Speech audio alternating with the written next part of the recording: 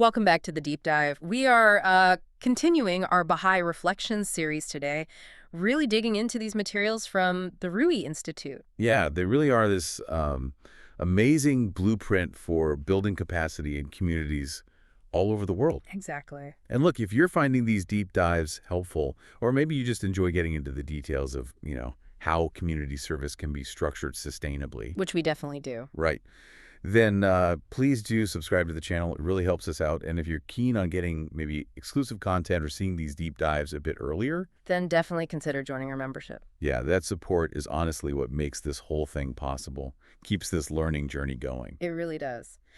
So, this week we're actually finishing up our exploration of Ruhi Book 5, Releasing the Powers of Junior Youth. Mm-hmm. And just as a quick reminder, for anyone maybe new to this, the Ruhi sequence is, well, it's a series of courses. They're structured one after the other. Sequentially, yeah. Yeah, right, sequentially. And they're designed to build up the spiritual and intellectual abilities of young people and adults so they can better serve their communities, their neighborhoods, their villages. And this deep dive specifically is wrapping up Book 5. We're tackling the final part, Section 3, which is titled Serving as an Animator. This is it, the core act of service that the whole book has been building towards. Exactly. So if you haven't listened to the earlier segments where we kind of laid the groundwork, talking about that junior youth age, 12 to 15, what makes it unique, Then we really recommend you go back and catch those. It gives you the full context for what we're diving into today. because our mission now is to shift from the why and the what, the theory of junior youth, the design of the materials, straight into the how, the actual act of service. We need to get into the details. What does this spiritual empowerment program actually look like on the ground? How do the materials make it work? And crucially, what kind of mindset, what intellectual and spiritual posture does the animator need to have to, well, successfully guide these young adolescents? This is, like you said, where the rubber meets the road. Okay, let's kick things off with part 1. The junior youth group itself, the JYG, and the animator's posture. Right, the JYG. Section 1 really hammers this home. It's the centerpiece, organizationally speaking. And it's really important to stress, this isn't just, more children's classes. It's something distinct. It's designed as an environment of mutual support specifically for this age group. Yeah, mutual support is the key phrase there. And it's defined by what they actually do. So these groups, they meet regularly, at least once a week, the book says. Often more. Sometimes with these annual multi-day camps for more intensive study. And their time is focused on, well, 4 main things. Okay. Studying specific curriculum materials, which we'll get into, planning and actually doing service projects in their community. That action component. Big time. Plus playing sports and engaging in cultural activities, drama, crafts, that kind of thing. That concept of mutual support, it really shapes the structure. Groups are usually around 10 to 15 members. And the age range is that critical 12 to 15 window. And here's a really crucial point the text makes.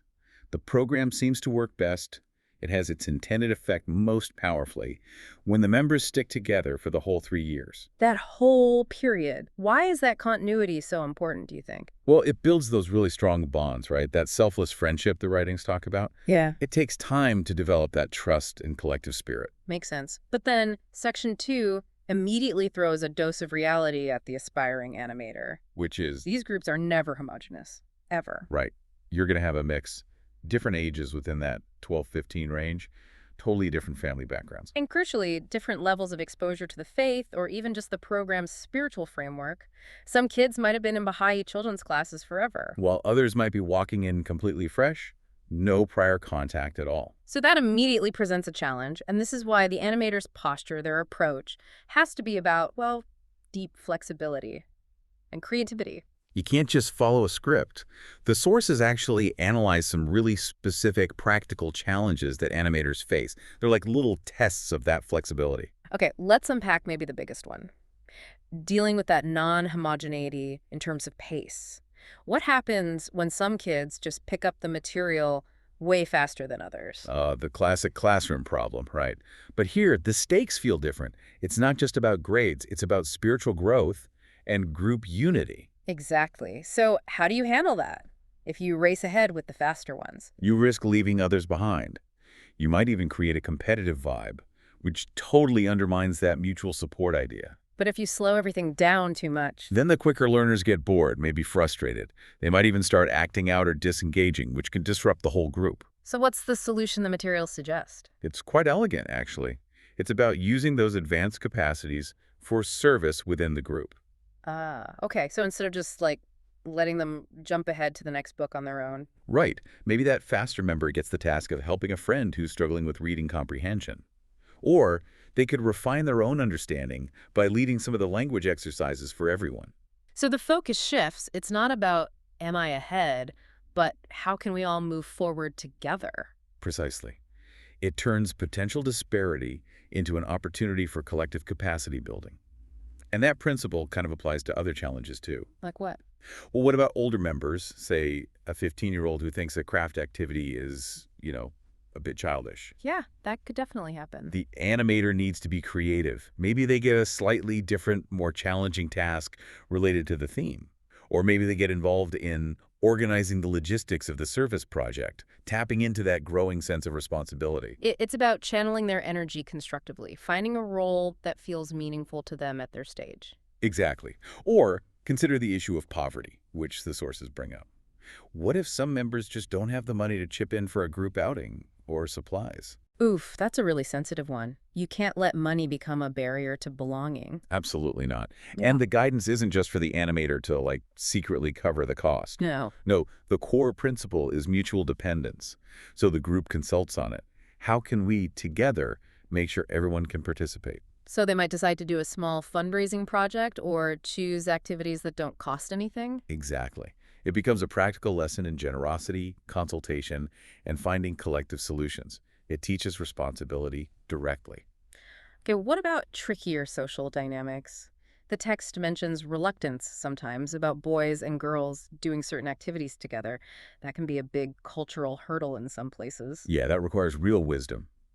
The program's whole spirit is about unity, breaking down barriers. But you can't just force it if it causes genuine discomfort or goes against deeply held cultural norms, right? Right. The approach has to be principle-driven, not rule-driven.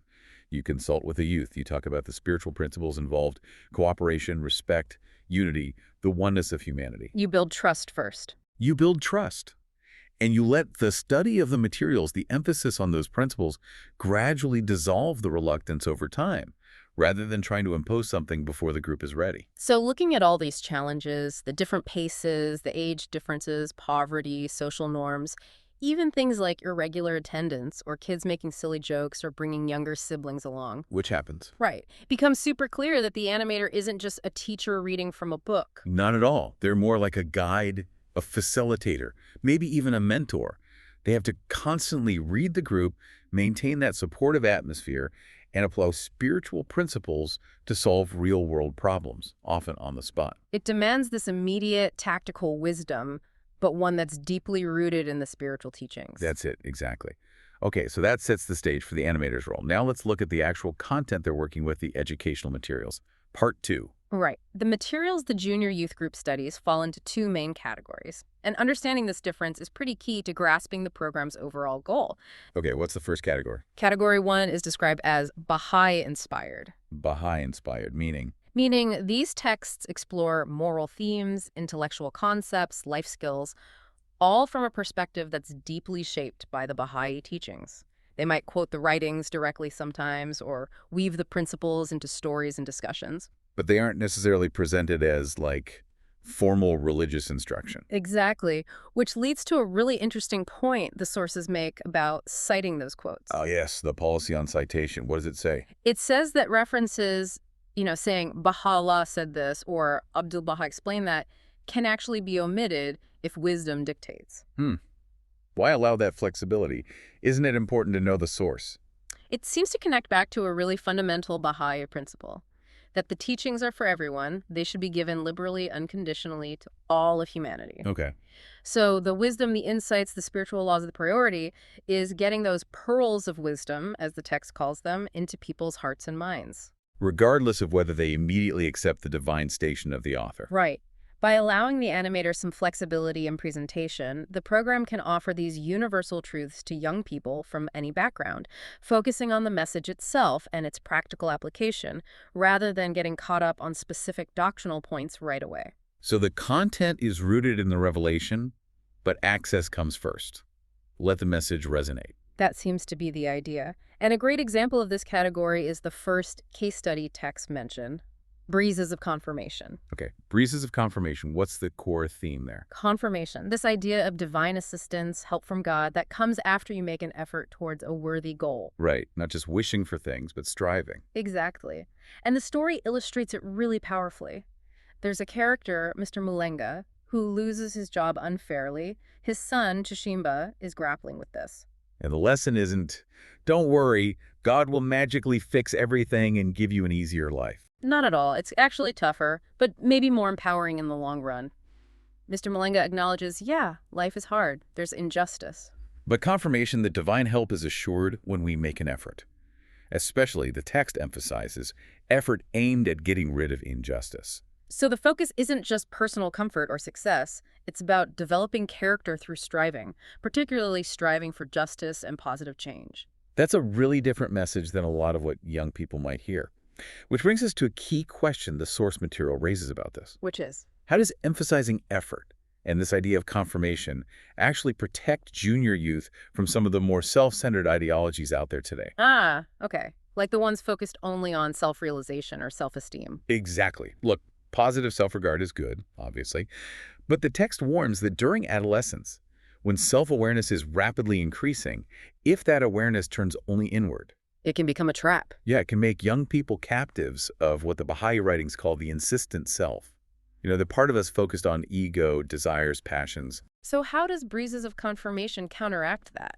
By immediately linking that growing self-awareness to outward action, to service, to striving for something beyond the self. So your new energy, your new capacity isn't just for navel-gazing. It's channeled into serving others, into making a difference. Precisely. It sets them on a path of service, which acts as a kind of spiritual protection against those forces of disintegration that come from too much individualism, too much focus on me, me, me. Confirmation, then, isn't just about feeling good about yourself. It's about being effective in doing good for others. That's a powerful reframe. Okay, so that's category 1, Baha'i inspired. What's category 2? Category 2 contains materials with a distinctly Baha'i component. Okay, so these are more explicit. Yes.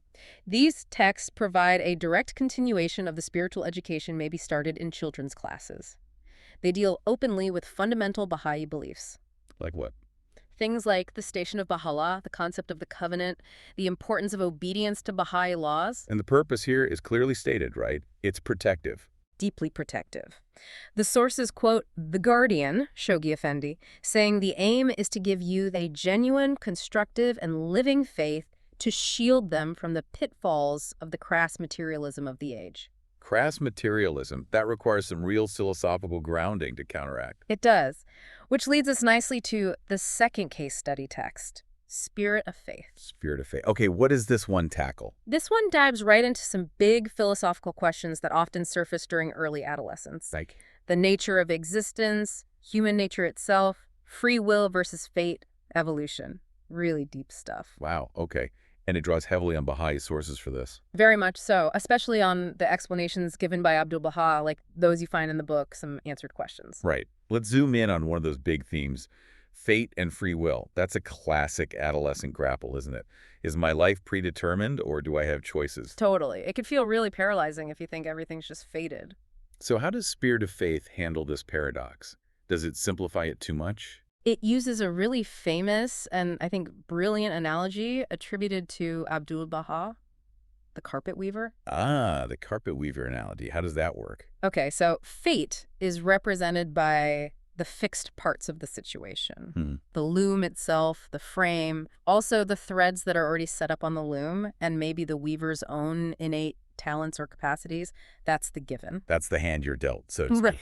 Your potential, your circumstances, maybe? Exactly.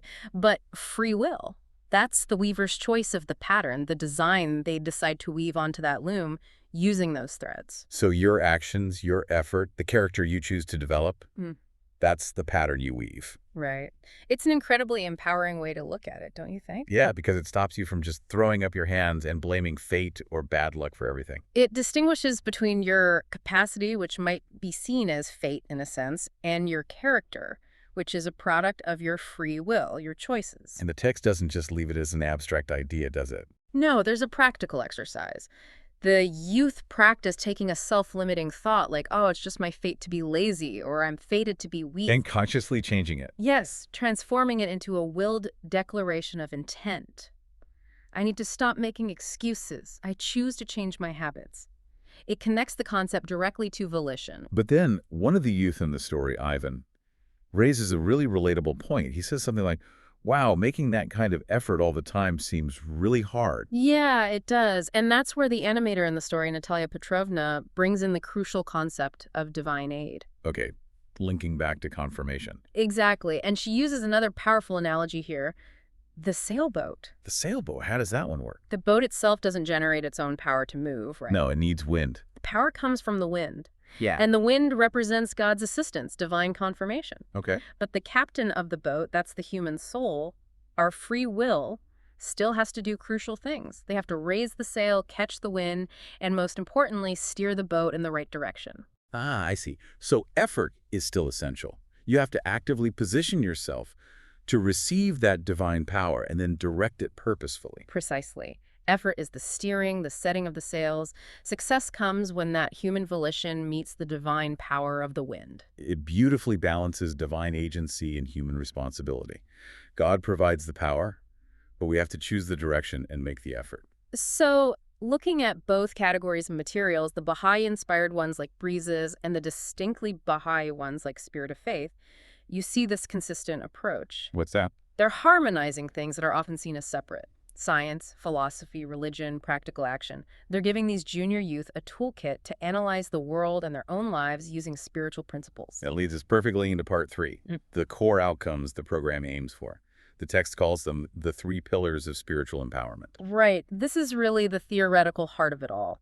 These 3 pillars are what the materials, the activities, the animator's guidance, everything is trying to build within the junior youth. They define what true spiritual capacity looks like at this age. And they are. Pillar A, spiritual perception. Pillar B, powers of thought and expression. And Pillar C, a strong moral structure. Okay, let's take them one by one. Pillar A, spiritual perception. What exactly is that? Sections 5, 6, and 7 cover this. It's described as our inner vision, the eye of the soul.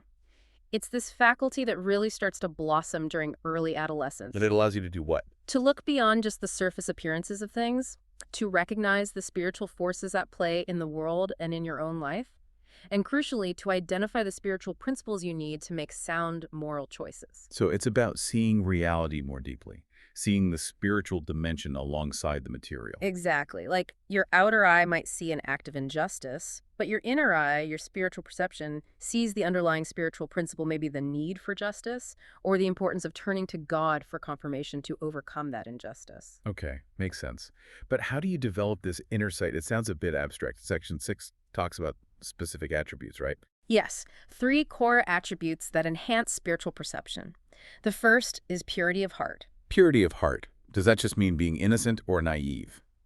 No, the writings define it differently. It's not about a lack of experience. It's about actively cleansing the heart from the dust of negative qualities. Like what? Envy, hatred, excessive pride, prejudice, all those things that cloud our judgment. A pure heart, the texts say, is like a polished mirror. Reflecting what? Reflecting heavenly light, divine guidance. It draws the soul closer to God and helps to unlock understanding of spiritual truths or divine mysteries. Okay, so purity of heart is first. What's second? Second is knowledge of God. And again, this isn't just knowing facts about God. It's deeper than that. It's presented as vital for true vision and insight. Knowing God's attributes, understanding his plan through the manifestations, this provides a foundation, a standard against which you can measure your thoughts and actions. It helps rectify morals. Got it. Purity, knowledge, and the third. The third is love of God. This is described really powerfully in the writings. Almost like a force of nature. It's compared to a fire that burns away the veils, hiding reality, and like pure water that cleanses human nature. It illuminates the conscience. Wow.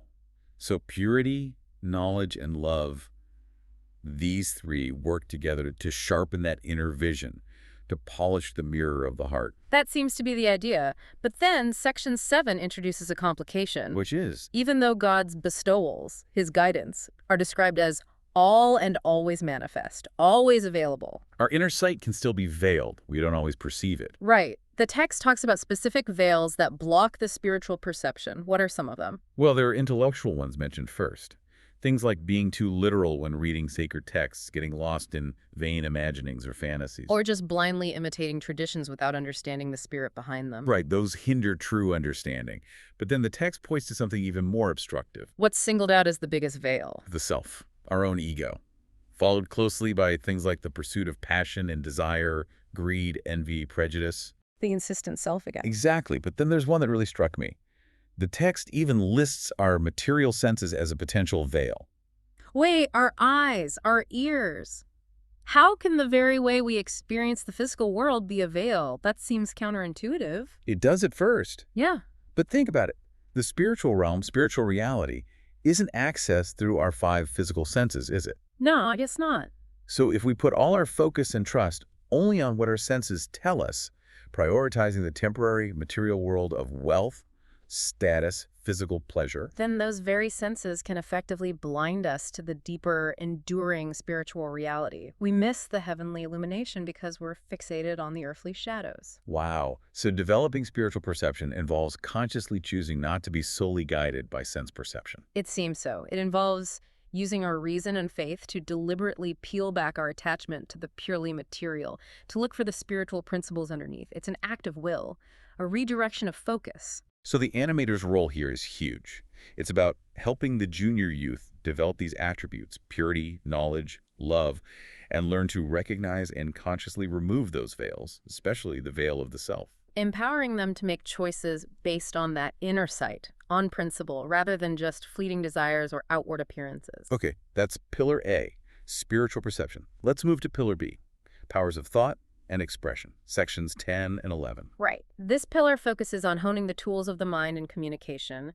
The writings state that the power of reflection, of thought, is the very source of crafts, sciences, and arts.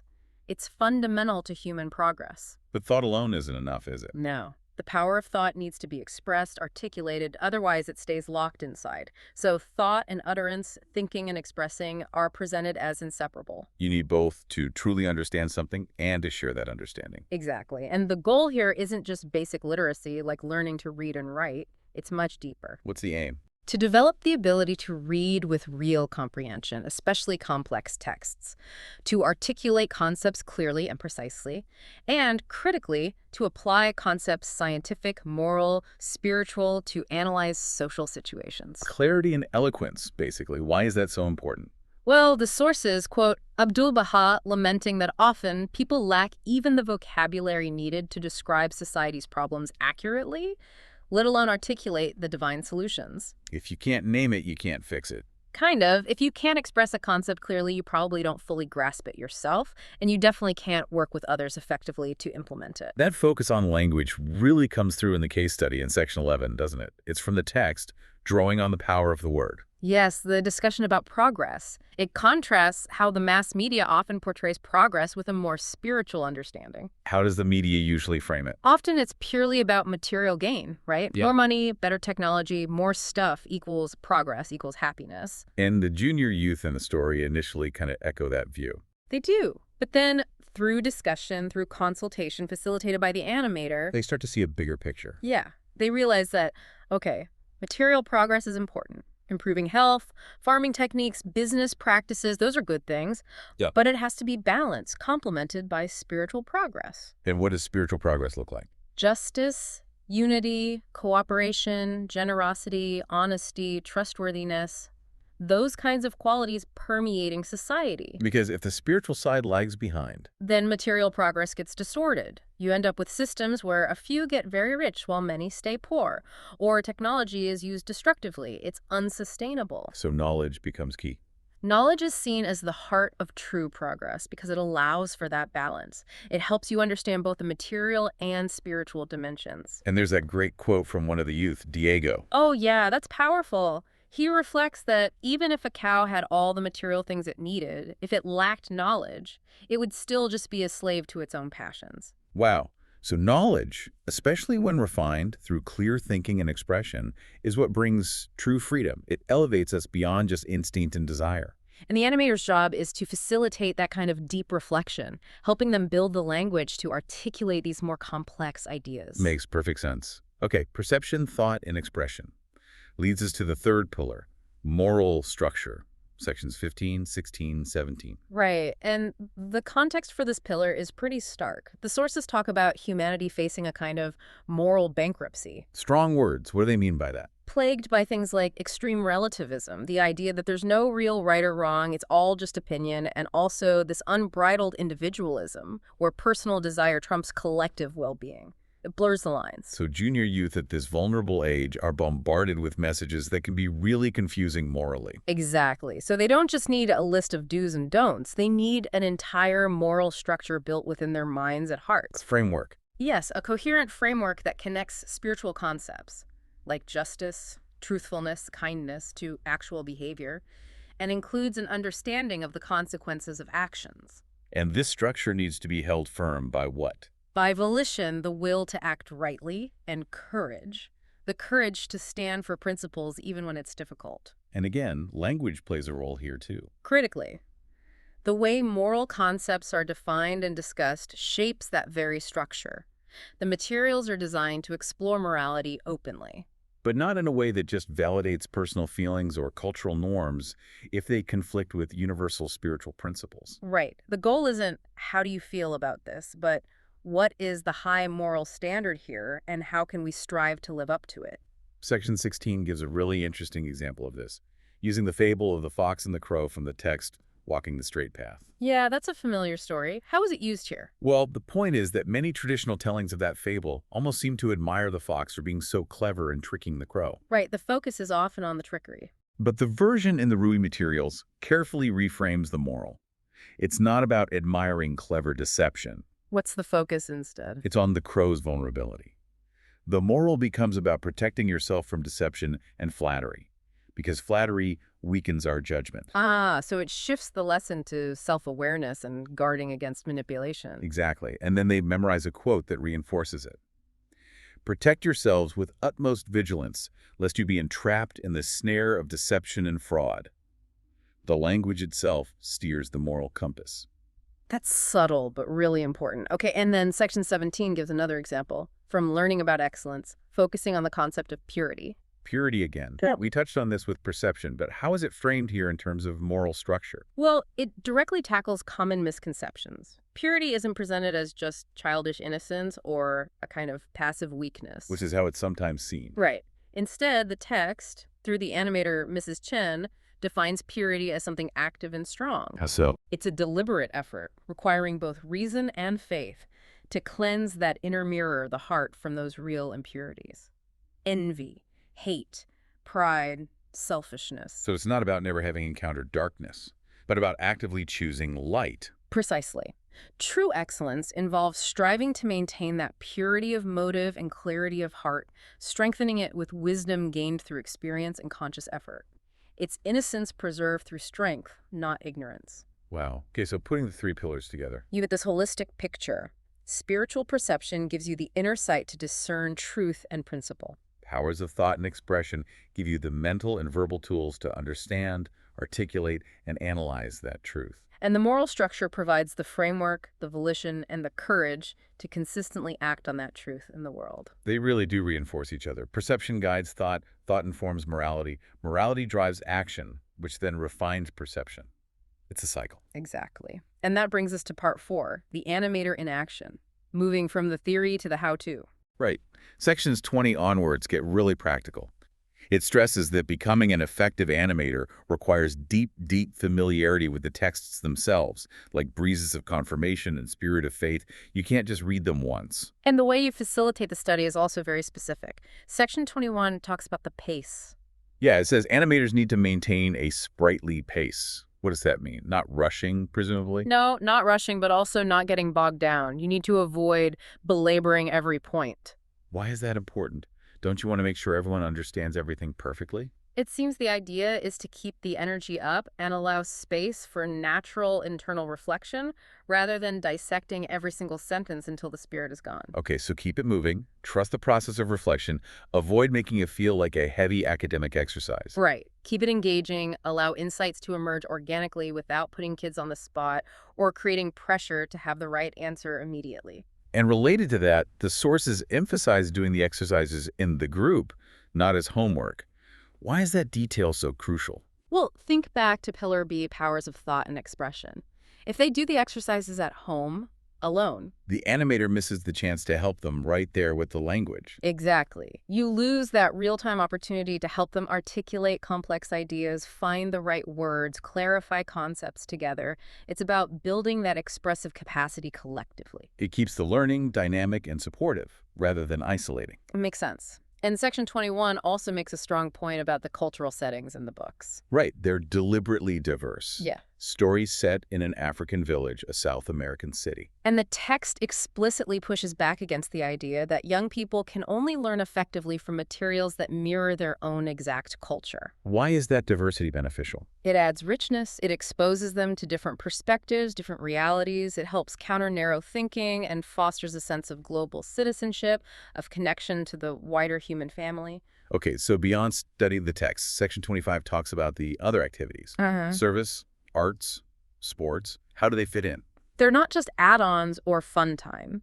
They have to be integrated purposefully To do what? to direct the incredible energy and talents of these young people towards selfless service. They are seen as essential tools for capacity building, not just recreation. There's that fantastic example from West Africa, right? The radio story in Guinea. Oh yeah, that's so powerful. The junior youth group there used a local, simple, generator-powered radio station. A transistor radio setup, basically. Right, and they used it to broadcast their discussions, their insights from the program, focusing on things like the importance of girls' education and basic hygiene practices. And the amazing part was the impact on the adults. Totally. Adults in the village, who might not normally pay much attention to what children say, started tuning in. They were hearing these articulate, reasoned arguments from the junior youth about vital community issues. So the program empowered the youth to become agents of change, literally giving them a voice that influenced the older generation. Children advising their parents, the text says. It's an incredible illustration of the program's potential to shift dynamics and lead to real community transformation. But Section 26 adds an important caution about these activities. Yes. They must be formulated and carried out by the youth themselves. The animator facilitates, supports, but doesn't dictate. And avoids imposing their own tastes or values. Critically, the source even warns against letting artistic pursuits, for example, inadvertently promote values that might contradict the program's core principles. And there's a specific point about balancing arts with sports too, isn't there? Yes, very important. It says sports and physical activity need to be prioritized equally with arts and crafts. Why? To avoid a subtle process of selection, if the group only focuses on arts, it might unintentionally exclude youth who express their energy more physically. The program needs to welcome all types of constructive energy expression. Got it. Okay, so moving towards actually getting a group started and running. Yeah. Section 27 mentions different ways to form a group. Yeah, it could rely on a core group of friends who are enthusiastic. Or maybe older youth doing the Ruhi courses can help identify and invite junior youth. Or sometimes it works through schools as an extracurricular activity, perhaps. But however the group forms, engaging the parents is absolutely essential for stability. Section 28 is very clear on this. What does that involve? Regular home visits. The animator needs to build real relationships, trust, and friendship with the parents. Not just showing up once. No, consistently. Visiting their homes, talking about the program's aims, but more importantly, discussing the specific aspirations, the amazing potentialities, and the progress of their children, often using the study materials themselves as a starting point for conversation. Building that partnership between the program and the family. Crucial. And then Section 29 lays out the blueprint for the very first meetings. What absolutely needs to be discussed to set the right tone and culture from day one. There are 8 key topics. 8 topics. Okay, let's quickly dig through them. What's first? First, establishing the goal of excellence. Striving for both spiritual excellence, love, honesty, kindness, and intellectual excellence, knowledge, skills, understanding. Maybe sealing that commitment by memorizing a relevant quote like, "Let each morn be better than its eve." Exactly. Second, deciding together on the activities, the mix of intellectual study, athletic pursuits, and cultural expression they'll engage in to pursue that excellence. Third, Discussing language, introducing the texts, but also talking openly about the importance of developing clear expression and comprehension, making the effort to understand challenging ideas a core group value. fourth, memorization, highlighting the special power of memorizing passages from the Word of God to internalize principles. Fifth, consciously building unity and friendship, talking about how to create strong bonds using quotes from the writings about love and fellowship. Sixth, setting norms for interaction. This is huge. How will we talk to each other? Yes, emphasizing listening carefully, really trying to understand different points of view, and establishing that vital rule. No belittling, no making fun of anyone's contribution, no matter how simple it seems.